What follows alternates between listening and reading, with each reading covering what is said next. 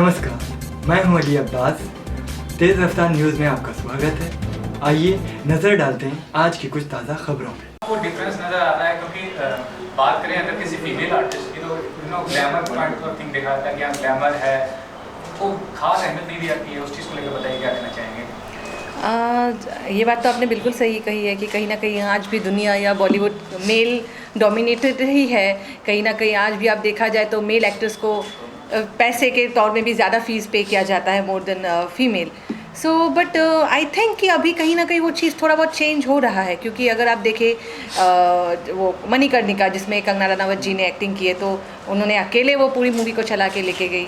या फिर आप कहानी की बात करें जहाँ विद्या बालन जी ने अकेले एक मूवी को वो खुद के दम पे वो चला के लेके गई। तो आई थिंक अभी दौर धीरे धीरे बदल रहा है, बट बदलने से नहीं होगा। We need to change it in a proper manner कि जितना अहमियत एक मेल को दिया जाता है इंडस्ट्री में इन टर्म्स ऑफ एवरीथिंग, उतना ही अहमियत एक फीमेल को भी दिया जाना चाहिए। ये भी कहना चाहूँगा, अपने जो प्रोडक्शन हाउस है उम्मीद फिल्म उसका भी एस्टैब्लिशमेंट कर दिया है। कितना आसानी मुश्किल मानते हैं क्योंकि आर्टिस्ट के तौर पे तो आपको फीस मिलती है, लेकिन यहाँ आपको चेक काट के देना होगा, सबको फीस देना होगा। वो कितना मैनेज कर पाएंगे क्योंकि बड़ी बड़ी एक्ट्रेस भी ये नहीं कर पाती हैं सक्सेसफुली। तो ये बताइए क्या कहना चाहिए। जैसे कि मैंने कहा आपको कि जो उम्मीद फिल्म्स एंड एंटरटेनमेंट है वो एक सोच थी, मतलब एक कल्पना थी मेरी। मुझे भी नहीं पता था कि वो कल्पना मतलब हकीकत बन के इतनी जल्दी मेरे सामने मैं कर पाऊँगी या नहीं। और वो मैं अकेले होती तो शायद पॉसिबल नहीं हो पाता। मेरे काफ़ी लोग हैं जिन्होंने मेरा साथ दिया है। हमारे प्रोड्यूसर अशोक जैन जी है, Altaf, Rahul, everyone was there with me कि चलिए आप आगे बढ़िए, हम लोग आपके साथ हैं। इनके सपोर्ट की वजह से कहीं ना कहीं जो वो एक सपना था वो हकीकत बन गया। एंड येस, मैं तो चाहती हूँ कि मैं एज एन एक्ट्रेस ही ज़्यादा जाना जाऊँ। एंड उम्मीद का फाउंडर हूँ, दैट्स अ डिफरेंट थिंग। बाकी मैं सबको बोलती हूँ कि भाई आप जो मेरी टीम है उम्मीद की, आप लोग ज़्यादा संभालिए, क्योंकि मैं मतलब more than a founder of Ummeed films and entertainment, I would rather would love to be known as an actor. तो मैं वो दोनों चीज़ को मर्ज नहीं करना चाहूँगी। और हाँ, जहाँ बात रही चेक कट करने की, तो ये एक अलग नया एक्सपीरियंस होने वाला है कि पहले हमें चेक मिलता था, हम वेट करते थे कि लाइक कब पेमेंट आएगा। और आपको पता ही है इंडस्ट्री में 2-3 महीने के बाद पेमेंट आता था। तो ये भी एक अलग एक्सपीरियंस होगा। तो मैं ईगरली वेट कर रही हूँ ये चीज़ एंजॉय करने के लिए कि कैसा लगता है जब आप खुद किसी को चेक कट करके देते हो। सो ये भी कहना चाहूँगा कि खासकर वुमेन की बात करें, करना की बात करते हैं। आपने देखा कितना ब्लंट है वो, कितना सच बोलने का हिम्मत रखती हैं। तो वो बताइए वो कितना कमजोरी है इंडस्ट्री का कि जो सच बोलता है उसको दबाया जाता है या डोमिनेट किया जाता है। बिल्कुल, ये तो बात सही है। देखिए क्या होता है कि जो मुद्दा है, मतलब अगर आप लॉजिकल बात करोगे तो हमेशा आपको हर तरीके के लोगों का सपोर्ट मिलेगा। बट वो बात जो आप बोल रहे हो उसमें एक दम होनी चाहिए, वो लॉजिकल होनी चाहिए। आप बिना लॉजिक के कुछ भी नहीं बोल सकते। जस्ट बिकॉज आप एक नारी हो तो आप कुछ भी बोलोगे लोगों की सिंपैथी के लिए, वो भी गलत चीज़ है। जैसे कि आपको पता है आजकल काफ़ी क्या बोलते हैं वो वुमेन एम्पावरमेंट का बहुत ज़्यादा वुमेन्स लोग हैं या नारी है फीमेल, वो लोग बहुत नेगेटिव वे में भी उसका फ़ायदा उठा रहे हैं। तो वो चीज़ नहीं होनी चाहिए। बाकी ऑब्वियसली मैं कंगना रनावत जी की बहुत रिस्पेक्ट करती हूँ, क्योंकि वो आज अकेली एक फ़ीमेल होकर इंडस्ट्री में कहीं ना कहीं वो इतनी आगे तक गई है। अपने खुद के दम पे, अपने नाम पे वो एक पिक्चर वो सुपरहिट बना सकती है।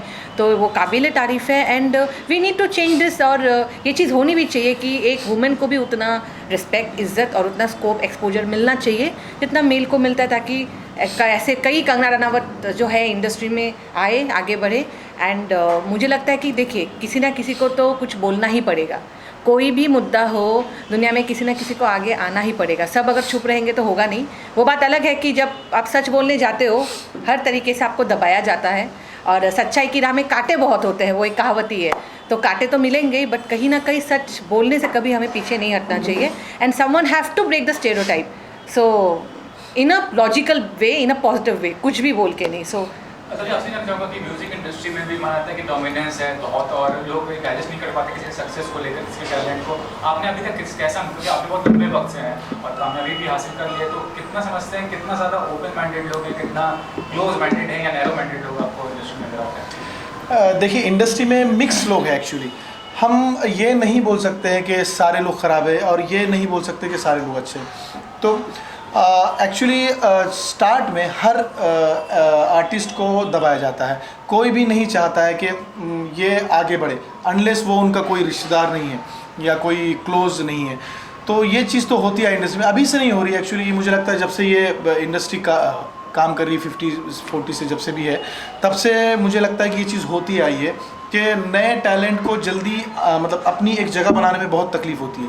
लेकिन ऐसा है कि एक बार कदम अंदर आ गया, एक बार मतलब डोर खुल गया, डोर के अंदर एक बार आ गया तो फिर उसके बाद ज़्यादा टफ नहीं है, उसके बाद फिर सब लोग अपना लेते हैं। जब तक वो एंटर नहीं हो पाते हम तब तक मुश्किल है। तो हम लोगों ने वो फेज़ भी देखा है जब हम एंटर नहीं हो पा रहे थे। अब जब एंटर हुए तो हमको फ़र्क महसूस हो रहा है कि तब ज़्यादा टफ था, अब आसान है यहाँ से आगे बढ़ना।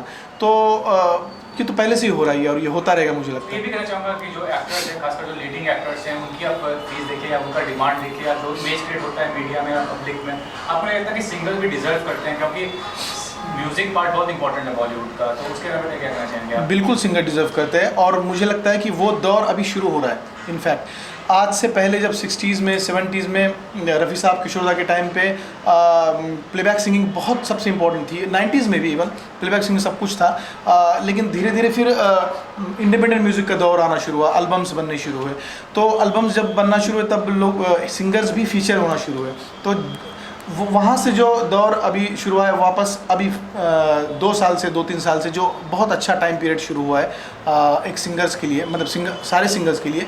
वो खुद फीचर हो रहे हैं, गाने हिट हो रहे हैं और फेस वैल्यू भी बन रही है एक सिंगर की। तो मुझे लगता है आगे दौर और भी अच्छा होगा। जब से यूट्यूब आया है और डिजिटल प्लेटफॉर्म्स आए सारे जितने भी, तब से सारे म्यूजिशियंस का और सिंगर का एक बेटर टाइम है। हाँ, कंपटीशन बहुत बढ़ गया है पहले से, बट जिसमें सच में टैलेंट है उसको इस कंपटीशन से डरने की ज़रूरत नहीं मुझे लगता है। अगर टैलेंट है तो पब्लिक के दिल तक ज़रूर आप पहुँचोगे। आपके अगर आवाज़ में वो दम है और आपके आवाज़ में वो फील है और आपकी अगर इवन ये म्यूजिशियन के बारे में बात करूँगा तो अगर कंपोजिशन में वो दम है तो ज़रूर पब्लिक पसंद करेगी। यहाँ पे हर टाइप की ऑडियंस है। ये भी कहने का कभी कभी जो आर्टिस्ट होते हैं, खासकर सिंगर्स की अगर बात कर रहे हैं, आप देख रहे हैं कुछ साल पहले सोनू निगम ने मतलब पब्लिसिटी के लिए बोलिए या फेम में आने के लिए बोलिए, लाइमलाइट में आने के लिए बोलिए, जब काम नहीं रहता है तो एक कंट्रोवर्सी क्रिएट करते हैं, किसी कम्युनिटी को टारगेट करते हैं। वो कितना गलत मानते हैं आप उस चीज़ को? देखिए, मैं एक चीज़ मानता हूँ जो सही है, जो आप पहले कोई भी चीज़ बोलने के पहले हर चीज़ का तथ्य जानना चाहिए। कोई भी चीज़ बोलने के पहले उसके पीछे वो सच्चाई है नहीं। नॉर्मली क्या हो जाता है कि लोग लाइमलाइट के लिए जो भी कुछ सुन लिया, इससे सुन लिया बोल दिया, उससे सुन लिया बोल दिया, वो रीचेक नहीं करते कि वो सच में वो चीज़ सही थी या अफवाह थी या क्या थी। तो ये एक ट्रेंड बन चुका है, अभी कोई भी उठ के कुछ भी बोल रहा है। और मुझे लगता है कि कुछ भी बोलने के पहले उस चीज़ के बारे में जानकारी लेनी चाहिए। और आर्टिस्ट, मैं मानता हूँ आर्टिस्ट को सबका प्यार चाहिए होता है। आप क्यों किसी को कम्युनिटी में बांटते हो? मुझे लगता है कि आप आर्टिस्ट हो, आप प्यार बांटो, आप अच्छी बातें करो। आपको लोग फॉलो करते हैं, आपकी इमेज ऐसी होती है। हर आर्टिस्ट के बारे में बोल रहा हूँ मैं, चाहे वो सिंगर हो चाहे एक्टर हो। कोई भी नहीं चाहता एक आर्टिस्ट को किसी कम्युनिटी को सपोर्ट करते हैं और किसी कम्युनिटी के खिलाफ बोलते हैं, क्योंकि फैंस उसके दोनों कम्युनिटी में होते हैं, या जितने भी कम्युनिटीज़ होते हैं, हिंदू मुस्लिम सिख ईसाई, हर कम्युनिटी में मुझे लगता है कि किसी भी आर्टिस्ट के लिए फैंस होते हैं। तो आप बांटते हो अपने फैंस को, क्यों बांटते हो किसी भी कम्युनिटी की तरफ से बोल के? मुझे लगता है कि एक आर्टिस्ट ने न्यूट्रल होना चाहिए। हाँ, सच बात ज़रूर बोलना चाहिए, चाहे वो कुछ भी हो, झूठ नहीं बोलना चाहिए। और लास्टली ये रिक्वेस्ट करूँगा कि जो एल्बम है उसका 2 लाइन सुना। हाँ जी। अच्छा, इस एल्बम के बारे में मैं बोलना चाहता हूँ। इसके लिरिक्स लिखे हैं अतिया सैयद ने, बहुत ही ब्यूटीफुल लिरिक्स लिखे हैं, बहुत दिल से लिखे हैं। और इसमें धर्मा कीर्तिराज इसमें एक्टर है, नगमा अख्तर है, साथ में राहुल चौहान। हम सारों ने बहुत अच्छा काम किया है और I am very happy working with all of them. इसको डायरेक्ट भी बहुत अच्छा किया है रवि शर्मा जी ने और पप्पू मालू जी ने क्रिएटिव डायरेक्शन किया है। तो बहुत अच्छा काम हुआ है इस पर। मैं 2 लाइनें सुनाता हूँ। बेजान ख्वाहिशों में भर के जरा सी जा, इन चाहतों को जिंदा तूने है कर दिया। सोई सी धड़कनों को दी है नई सुबह, सांसों को तूने छू के जन्नत किया जहां। तेरे इश्क की दिल को लगी ऐसी हवा है, ना पूछ के आया मुझे कितना मजा है। बिन बारिश भीगे मेरे जिस्मो जा है, ना पूछ के आया मुझे कितना मजा है। Thank you. राहुल जी, आप बताइए, आप ये कहना चाहेंगे कि ये जो मौका मौका मिला है आपको, कितना ज़्यादा आप इस मौके को ज़्यादा फायदेमंद बनाना चाहेंगे आपके हिसाब से, और आर्टिस्ट के हिसाब से क्या करना चाहेंगे कि कितना ज़्यादा आपको बेनिफिट होने वाला है फ्यूचर में? देखिए अभी तो फ़िलहाल जब मैंने फर्स्ट म्यूज़िक एल्बम किया है तो उसके हिसाब से तो मैं यही चाहूँगा कि मुझे हर जगह से बेनिफिट्स मिले। एक म्यूज़िक एल्बम और भी 2-3 आगे आने वाले हैं जिसे इन्होंने अनाउंस किया था, तो मैं यही चाहूँगा कि मेरा भी उसमें कोई डेब्यू हो, एक्ट हो। और नेक्स्ट हमारा प्लान ये है कि वेब सीरीज़ का, तो उसमें भी मतलब ऑब्वियस बात है हर कोई बंदा चाहेगा कि उसका खुद का प्रॉफिट हो इस बॉलीवुड इंडस्ट्री में एज ए एक्टर। अच्छा, आपको क्या लगता है कि कोई फिल्म हीरो जो होता है या कोई फैमिली जो होती है फिल्मी, उनको मुकाम मिलना ज़्यादा आसान होता है, मुश्किल होता है? उसके बारे आप क्या करना चाहेंगे? जैसे मान लीजिए आपका कोई बैकग्राउंड नहीं है तो कितना ज़्यादा आपको ज़्यादा चैलेंज हो जाएगा एक्टिंग करियर? नहीं, चैलेंज तो बहुत ज़्यादा है और ये तो हर किसी को पता है कि अगर उसका कोई गॉडफादर नहीं है तो उसके लिए चैलेंजिंग कितना ज़्यादा, उसके पास कोई सपोर्ट नहीं है उसका, चैलेंजिंग तो बहुत ज़्यादा चैलेंजिंग है। बट हमारी जो मैडम है नगमा जी, उनका हमारे प्रति बहुत ज़्यादा सपोर्ट था। डायरेक्टली उन्होंने मुझे प्लेटफॉर्म दिया एक म्यूज़िक एल्बम के लिए, तो वही चाहूँगा, इनको थैंक्स कहना चाहूँगा मैं, जो डायरेक्टली इन्होंने मुझे प्लेटफॉर्म दिया है एक म्यूज़िक एल्बम करने के लिए।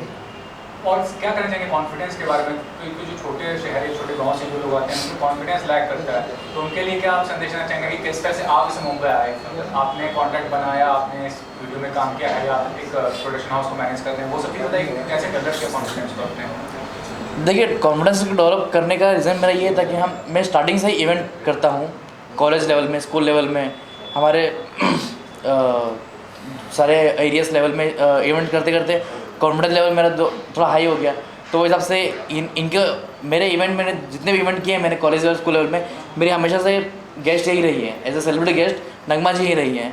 तो वही इवेंट के दौरान हमारी इनकी फ्रेंडशिप हुई, तो उन्होंने हमारा काम देखा, हमारा कॉन्फिडेंस देखा, हमारा काम का तरीका देखा, तो उन्होंने मुझे इस उम्मीद प्रोडक्शन हाउस का एक सदस्य बना दिया। Thank you.